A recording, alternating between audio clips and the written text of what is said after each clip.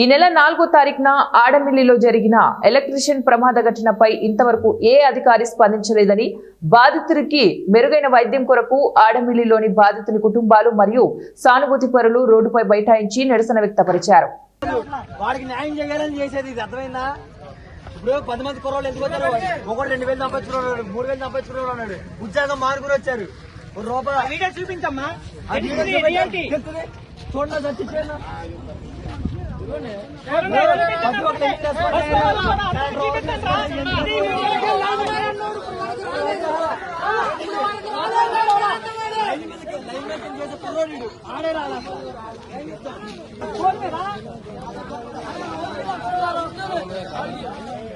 జిల్లా కలెక్టర్ వచ్చాడు. ఆవిడ గ్రామ లైన్ మ్యాన్ రాల.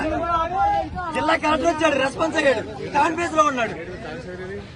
మరి ఏం చెప్తారు చెప్పండి, మీరు మీకు తెలుసు కదా.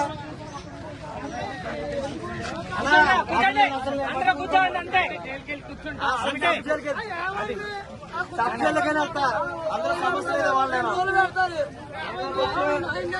న్యాయం కావాలి, న్యాయం జరగాలంతే.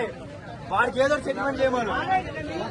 గిరాడు తింటాం ఒకటే, ఇదిగో కనపడకుండా కనపడాలి, గిరాడు తింగి వెళ్ళిపోతాం.